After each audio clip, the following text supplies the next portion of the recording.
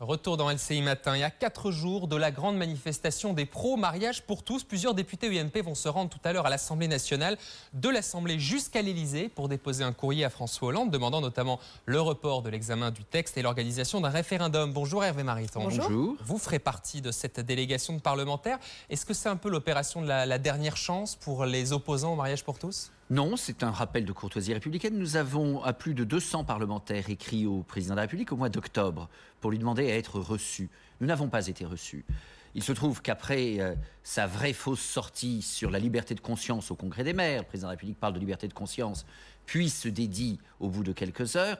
En très peu de temps, il a reçu, ce qui est très légitime et très loisible, certaines associations favorables au mariage. Il y a là 2 poids, 2 mesures, ça n'est pas acceptable. Il doit recevoir vendredi, normalement, les opposants au mariage pour tous. Il va recevoir le collectif d'associations, ce qui est une bonne chose. À ma connaissance, 1 heure a été indiquée, puis a été annulée. Donc il y a un certain flou sur ce terrain. S'agissant des parlementaires, ça ne serait pas illégitime. J'ajoute que la revendication que nous portons d'un référendum, il est aussi légitime que nous la présentions au président de la République, car à dire vrai, soit le président de la République fait droit à cette proposition, soit nous prendrons notre destin en main. C'est la proposition que j'ai faite la semaine dernière au groupe UMP à l'Assemblée, puis au bureau politique de l'UMP parti, d'un référendum d'initiative populaire.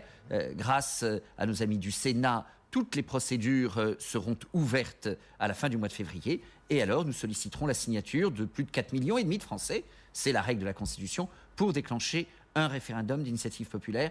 Nous avons bon espoir pour la défense du droit des enfants, fondamentalement, de l'égalité des enfants, que ce texte ne passe pas. Mais ce référendum d'initiative populaire, pourquoi vous ne le lancez pas maintenant, votre collègue des signatures et tout, plutôt que de demander un référendum à François Hollande? Vous avez cette clé, la loi vous le permet.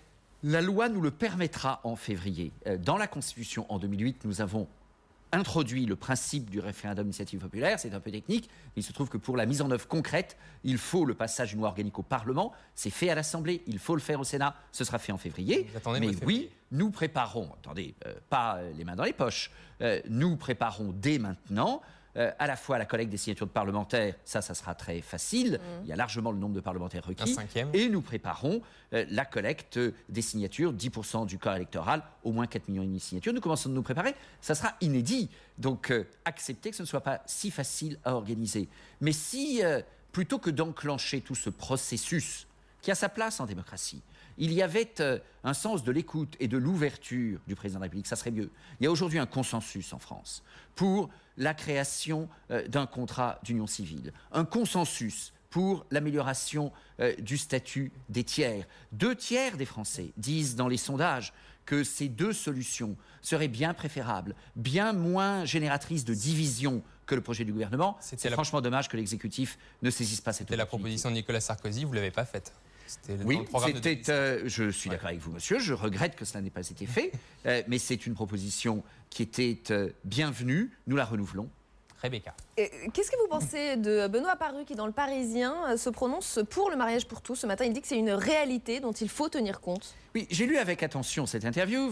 Mon collègue dit d'une part qu'il préférerait le contrat d'union civile et d'autre part qu'il préférerait l'amélioration du droit des tiers. Ce sont d'ailleurs des propositions que je ferai. Je suis délégué général au projet à l'UMP. Nous organisons une convention sur la famille demain. C'est une proposition. Il dit clairement qu'il soutient le projet du gouvernement. C'est une proposition que je ferai à cette occasion. Oui, mais je comprends pas très bien, pour tout vous dire, et je lui demanderai tout à l'heure à l'Assemblée, parce que à la fois il dit qu'il préférerait ce que nous proposons, et en même temps, parce qu'en effet le projet du gouvernement est sur la table, le soutien. Moi j'attirerai son attention sur un certain nombre de conséquences très différentes par rapport à ce que nous proposons.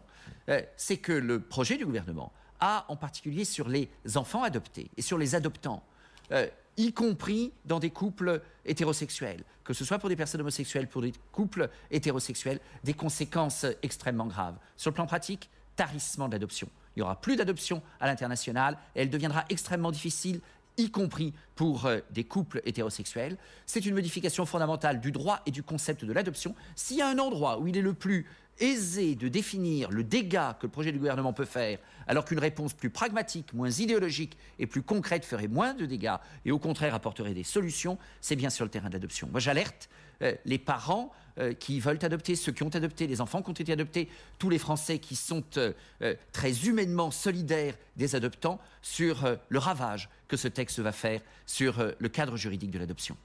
Ce que dit Benoît Paru quand même dans le Parisien ce matin, c'est que la réalité des enfants élevés par des couples homosexuels, c'est déjà le cas, il y en aurait 40 000. On n'en tient pas compte de ces enfants? Mais nous en tenons compte, mais si je peux me permettre, il n'y a pas de difficulté dans chaque circonstance. La plupart de ces enfants sont élevés dans un couple de 2 personnes de même sexe, n'en ont pas moins, s'ils sont par exemple des enfants qui sont élevés par 2 hommes, une mère. Et on se trouve dans une situation assez comparable, même très comparable, à celle de nombre de familles recomposées hétérosexuelles. Alors, est-ce qu'il y a des progrès à faire en termes de fonctionnement et de reconnaissance du rôle du tiers? Je n'appelle pas cela le beau-parent ou le beau-parent social, mais le tiers. La réponse est oui.